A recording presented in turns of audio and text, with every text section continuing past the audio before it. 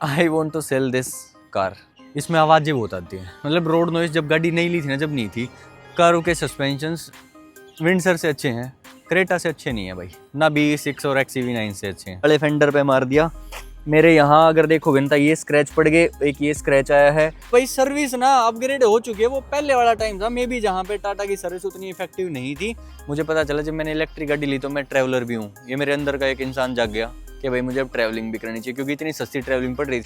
Over कर रखा है ये, ओवर हाइप्ड है ये चीज़ कि भाई गाड़ी ऊंची कर दी।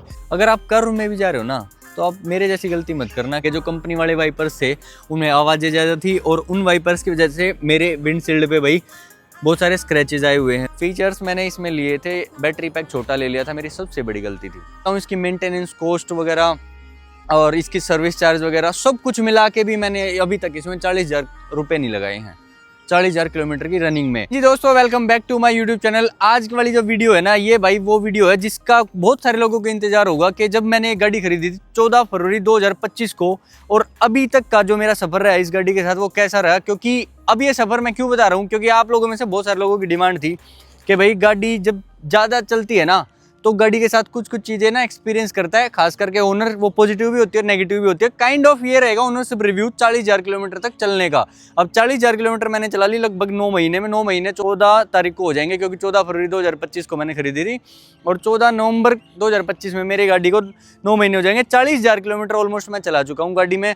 भाई मैंने जो गाड़ी का एक्सपीरियंस लिया ना, मैंने अपनी गाड़ी को भाई पहाड़ों तक में मैं ले गया हूँ, और पहाड़ों में भी कई जगह ले गया हूँ, जैसे हिमाचल में मनाली ले गया, रोहतांग ले गया भाई, और जिस्पा वगैरह की लॉन्ग साइड की भी ले गया था। देहरादून की बात करूँ तो मैं लेके गया हूँ इसको भाई मसूरी में, और फिर साउथ की तरफ जाऊँ तो मैं गोवा तक मैं लेके गया हूँ। बीच में जितनी भी चीज़ें आई हैं, जैसे MP आया था, मुंबई, पुणे, और राजस्थान में उदयपुर, जयपुर वगैरह, ये तो मैं जा ही चुका हूँ। और भाई इतनी रनिंग हो गई अगर मेरी 9 महीने में, तो आप लोगों को पता ही है कि भाई मैं सारा टाइम में गाड़ी चलाता रहता हूँ, तो इस हिसाब से मेरा एक्सपीरियंस बताना आप लोगों को बनता भी है कि भाई इस गाड़ी ने मेरा साथ यहाँ तक कैसा दिया है, और क्या मैं इसको अभी चेंज करने वाला हूँ या नहीं हूँ।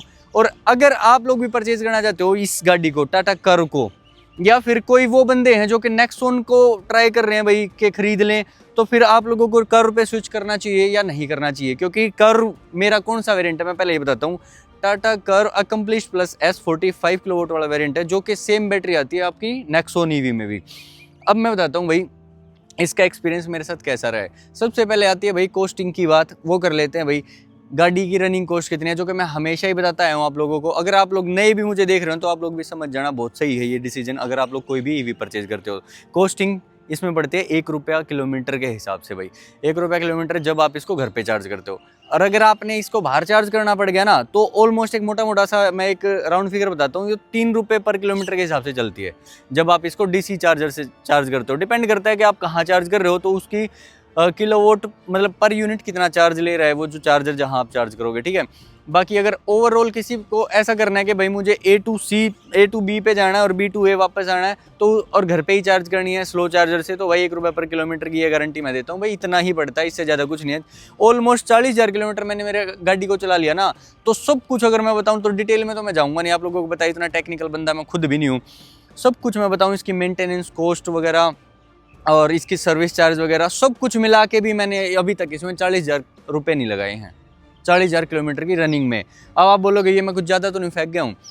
कॉस्ट की बात चल रही थी, रनिंग कॉस्ट मैंने बता दी। मेंटेनेंस की बताता हूँ, इसकी सर्विस आज तक की सबसे कॉस्टलीस्ट सर्विस मेरी इसमें हुई है 5400 रुपये की।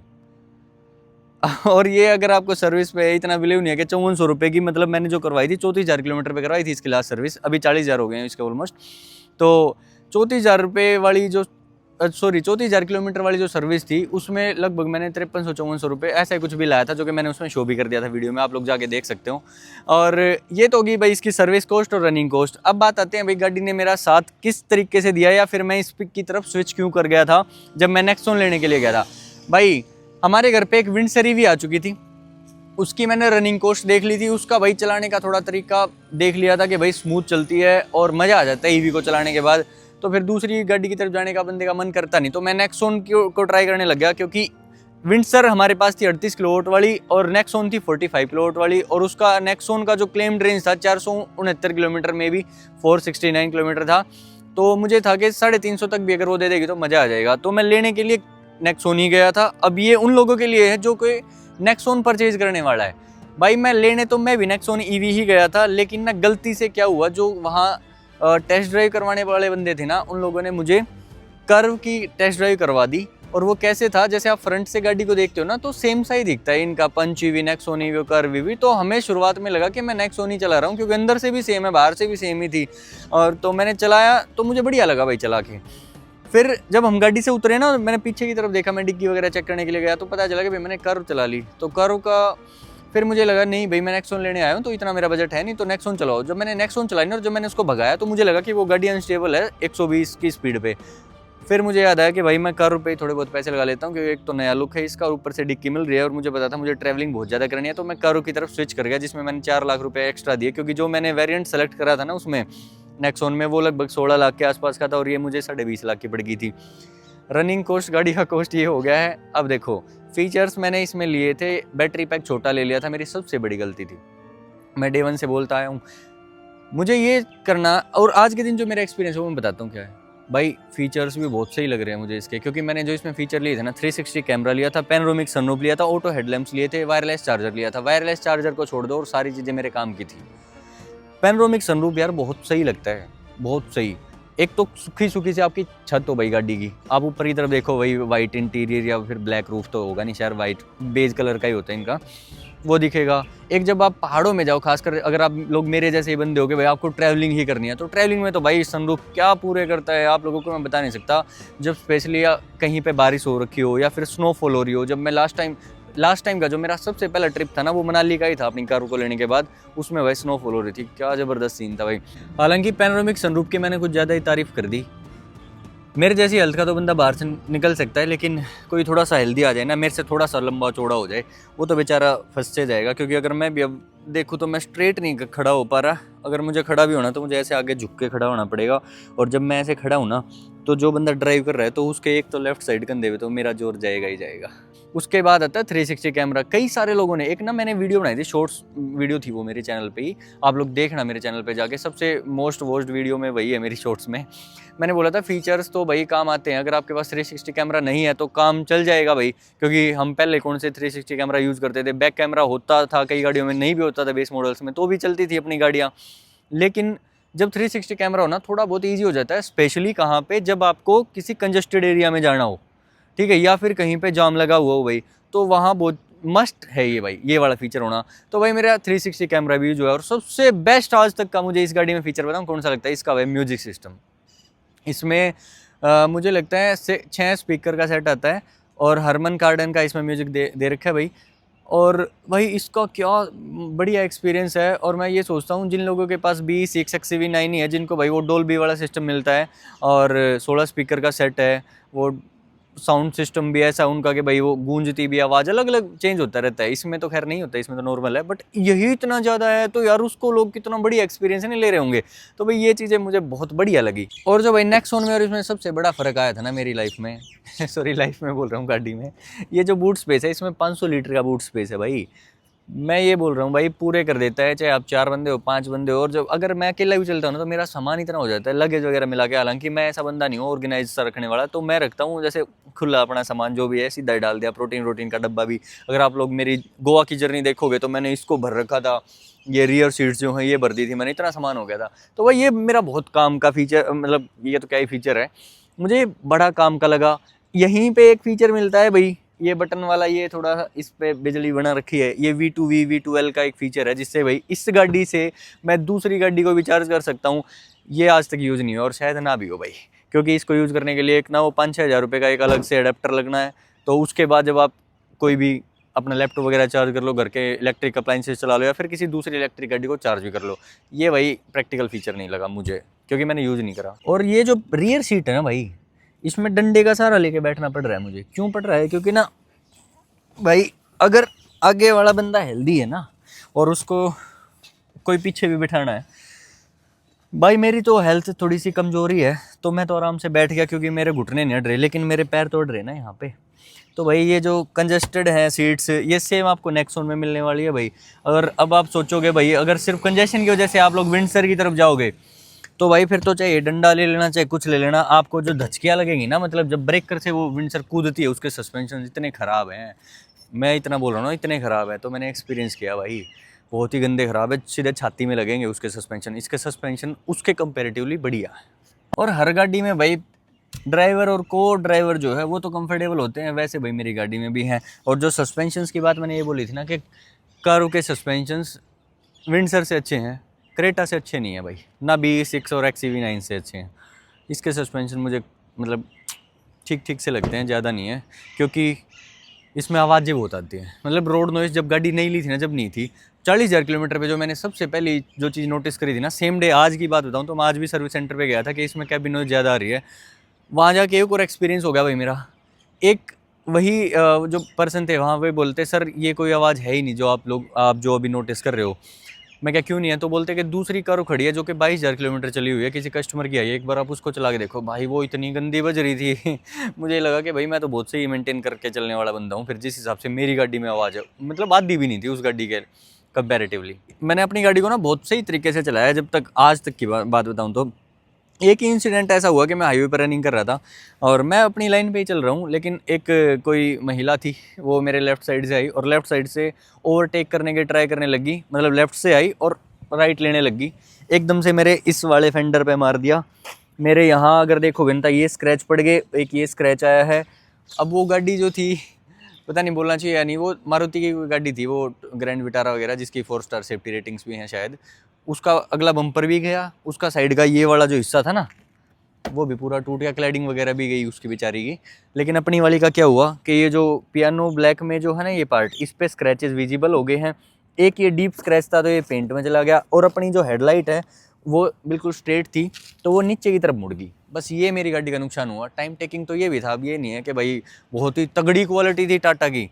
आवाज़ से मैं डर गया था, लेकिन जब मैंने बाहर आके देखा ना यार, आवाज़ तेज़ हुई है उस एक्सीडेंट में, जितना मेरा नुकसान आया है उस हिसाब से अगली ने तो अपना ही नुकसान बहुत ज़्यादा कर लिया। तो मैंने इसलिए उस लड़की को भी कुछ नहीं बोला, तो उसको भी जाने दिया और मैं भी अपना चुपचाप आ गया। मुझे सिर्फ रबिंग करवानी थी, रबिंग से ही ठीक हो गया। ये auto range sensing wiper accomplished plus S में मैंने ये भी लिए थे। इसके जो वाइपर्स है ना, वो मैंने चेंज करवाने पड़ गए। जो कंपनी वाले वाइपर्स थे उनमें आवाज़ें ज़्यादा थी, और उन वाइपर्स की वजह से मेरे विंडशील्ड पे भाई बहुत सारे स्क्रैचेज आए हुए हैं। वो अभी तो विजिबल नहीं होंगे, बट है, मैं बता रहा हूँ आप लोगों को। और जब मैंने ये गाड़ी ली थी ना, मैंने तो खैर, मेरी तो गाड़ी है, जब भी इसको कोई दूसरा बंदा देखता है ना, सबको लगता है कि बहुत ऊंची गाड़ी है। क्यों लगता है? क्योंकि ये वाला गैप देखो यार, ये इस टायर का और इस फेंडर लाइनिंग का जो भी है गैप बहुत ज़्यादा है। और ये कई बार तो भाई ठीक लगता है, कई बार क्या होता है ना, जैसे अभी गाड़ी गंदी हो जाए अगर अंदर से, तो सारा धूल मिट्टी गोबर वगैरह सब कुछ बहुत विजिबल हो जाता है। मुझे ये इतना नहीं चाहिए। मुझे जो इसका नेगेटिव लगता है ना, मुझे बस यही लगता है कि ओवर कर रखा है, ये ओवर हाइप्ड है ये चीज़ कि भाई गाड़ी ऊंची कर दी। ये ना भी होती तो भाई चल सकता था। सस्पेंशंस की वजह से किया होगा क्या, मुझे कोई लॉजिक तो नहीं पता इसका। रही बात भाई टाटा की सर्विस की, लोग बहुत डरते हैं, मैं खुद भी डरता था टाटा की गाड़ी लेने से पहले। भाई सर्विस ना पहले रही होगी भाई, लोगों के एक्सपीरियंस बहुत खराब रहे होंगे भाई, क्योंकि मैंने भी जब गाड़ी ली थी ना, बहुत सारे लोगों ने मुझे ये रोका था कि भाई खुद के घर पे तो एमजी खड़ी है तो टाटा की तरफ मत सरको भाई, एमजी ना एक नया प्रोडक्ट दे रही है, एमजी नई कंपनी है, बाहर की कंपनी इंडिया में आई है तो बढ़िया सर्विस देगी भाई। मुझे ये लगता है कि भाई मेरा एक्सपीरियंस नहीं खराब हुआ भाई इनकी सर्विस के साथ, क्योंकि ना इन लोगों ने मुझे जो एक्सपीरियंस दिया ना, टोयोटा वाला दिया। क्योंकि इससे पहले मैं अपनी एक गाड़ी थी जो कि मैं टोयोटा की ओन करता था, तो वो क्या करते थे सर्विस के टाइम पे भी बड़ा भाई, मतलब जो हॉस्पिटैलिटी थी उनकी बढ़िया थी, वही सेम मुझे यहाँ मिलता है। सेम नहीं है, इवन मुझे बेटर मिलता है। ठीक है, जो टाटा.EV वाला जो स्टाफ है ना, मुझे पता नहीं क्यों लगता है कि भाई वो जो नॉर्मलाइज इंजन वाले जो सर्विस करने वाले बंदे हैं उनसे थोड़ा सा मतलब बेटर है बोलने में या फिर असिस्टेंस में लगा लो। तो भाई सर्विस ना अपग्रेड हो चुकी है, वो पहले वाला टाइम था मे बी जहाँ पे टाटा की सर्विस उतनी इफेक्टिव नहीं थी। भाई मुझे तो बढ़िया एक्सपीरियंस मिला अभी तक टाटा का। कोई मैं टाटा फैन बॉय नहीं हूँ और ना मैं इनकी तारीफ कर रहा हूँ, बस जो सच्चाई है ना मैं ट्राई कर रहा हूँ कि आप लोगों के सामने सारी चीज़ें सच आनी चाहिए। इंटीरियर में मुझे मेरी गाड़ी में नेगेटिव एक दो चीज़ें लगती है, वो भी मैं फटाफट बता देता हूँ आप लोगों को। एक तो वो स्क्रीन ज़्यादा मतलब गहराई की तरफ है, एक तो हालांकि वो नेगेटिव नहीं है, मुझे ये लगता है कि थोड़ी बाहर की तरफ होती है ना, जैसे किया और इंडिया की गाड़ियों में आती है, तो वैसी मुझे अच्छी लगती। और भाई एक ये जो एरिया है ना, ये बड़ा कंजेस्टेड सा है, इसमें बड़ा मान लो अगर मुझे कोई भी लीड वगैरह भी लगानी पड़ेगी ना चार्जिंग के लिए, तो अंदर ज़्यादा हाथ डालना पड़ेगा, तो मुझे ये नहीं अच्छा लगता। बाकी ये सारा कंसोल वगैरह ये सब बढ़िया है भाई। अब वो बात आ गई है भाई कि Nexon, Curvv EV, Windsor EV, मेरा क्या राय है भाई कौन सी लेनी चाहिए? क्योंकि मेरा एक्सपीरियंस विंडसर ईवी का है और भाई कर्व ईवी का है। भाई नेक्सॉन वालों को तो मैं भाई ये बोलूँगा कि अगर आप लोग 18 लाख उसके टॉप मॉडल पे लगाने जा रहे हो ना, तो भाई उस पे ना लगाओ, इस पे लगा लो। हालांकि मुझे पता है 18 साढ़े 18 लाख में उसमें डास लेवल 2 भी आ जाएगा, उसका टॉप मॉडल भी आ जाएगा, रेड डार्क एडिशन किसी को पसंद है वो भी आ जाएगा। लेकिन यार मुझे लगता है कि सबसे बढ़िया डिसीजन रहेगा अगर आप लोग कर्व ले लोगे, तो उसमें इसके जो एक्स्ट्रा पर्क्स जो हैं, मतलब इसके पॉजिटिव साइड्स आपको देखो क्या ही मिलेंगे। एक गाड़ी का रोड प्रेजेंस बहुत ठीक है, ऊपर से इसमें डिक्की मिल रही है, ऊपर से इसमें V2L शायद बेस मॉडल से यार है, ठीक है। कुछ कुछ ये चीज़ें हैं भाई जो कि मुझे इसकी गाड़ी की बढ़िया लगती हैं। और भाई एट द एंड मैं आप लोगों को एक ही बात बताना चाहूँगा, आप गाड़ी ले लेना कोई भी, नेक्सॉन के लेवल तक की में तो खैर बैटरी आएगी 45 किलोवाट की। अगर आप कर्व में भी जा रहे हो ना, तो आप मेरे जैसी गलती मत करना कि आप 45 किलोवाट वाला बैटरी पैक ले लो, क्योंकि ना मैंने ये सोच के लिया था कि विंडसर चलती है हमारी 250 किलोमीटर, और अगर मैंने कर्व 45 ले ली तो वो 300 किलोमीटर निकाल देगी, तो मेरे लिए इनफ है। क्योंकि मेरा जो काम था मान लो दिल्ली गुड़गांव का, तो मुझे लगता था कि मैं अपने घर पे चार्ज करूँगा, वापस आ जाऊँगा दिल्ली गुड़गांव जाके भी, और टोटल 200 किलोमीटर की रनिंग होगी, 100 किलोमीटर तो मेरे एक्स्ट्रा वैसे भी बच जाएंगे। भाई नहीं, मुझे पता चला जब मैंने इलेक्ट्रिक गाड़ी ली तो मैं ट्रैवलर भी हूँ, ये मेरे अंदर का एक इंसान जाग गया कि भाई मुझे अब ट्रैवलिंग भी करनी चाहिए। क्योंकि इतनी सस्ती ट्रैवलिंग पड़ रही थी, इतनी कंफर्टेबल राइड के साथ, इतने बढ़िया लग्जीरियस फीचर्स, प्लस में जो सिटिंग कंफर्ट है भाई इसका ड्राइविंग साइड पे तो बहुत ही ज़बरदस्त है, तो मेरी जो है रनिंग बढ़ गई। तो भाई अब मुझे याद आता है कि भाई मुझे इसका बड़ा बैटरी पैक ले लेना चाहिए था, बट उस टाइम पे भाई जो भी दिमाग लगाओ मेरा कि भाई सेम पैसे में मुझे फीचर्स मिल गए, तो मैंने बड़ा बैटरी पैक छोड़ दिया। हालांकि जो सेल्स पर्सन है उन्होंने भी बोला था, और लकीली एक दिन पहले किसी से मेरी बात हुई तो उन्होंने ये बोला था, खैर लकीली तो क्या ही है कि 55 ही लेना अगर लो तो कर, बट मेरा दिमाग नहीं चला। मुझे लगा कि नहीं और पैसे नहीं लगाऊंगा, 50-60 हज़ार रुपये का फ़र्क आ रहा था सिर्फ, और मुझे ये लगता है कि भाई मुझे ले ही लेना चाहिए था। अब बात आती है भाई, I want to sell this car, ठीक है। अगर आप लोग में से कोई भी इंटरेस्टेड है ना इस गाड़ी को लेने में, भाई अभी तक तो इसमें कोई कमी आई नहीं है, मैंने एक्सीडेंट हुआ तो वो बता दिया है।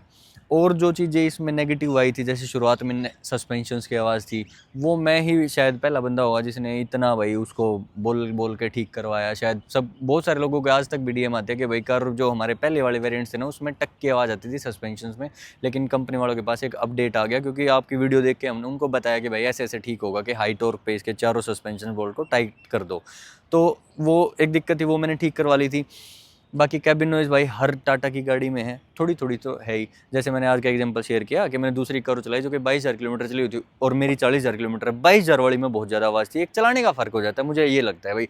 और जितनी ये गाड़ी चल गई, मुझे लगता है अब 40,000 किलोमीटर चल गए तो मुझे इसके टायर्स वगैरह भी चेंज करवा ही लेने चाहिए। आप लोग भी कमेंट्स में बता देना कि भाई टायर चेंज करवाने का टाइम आया है या नहीं है।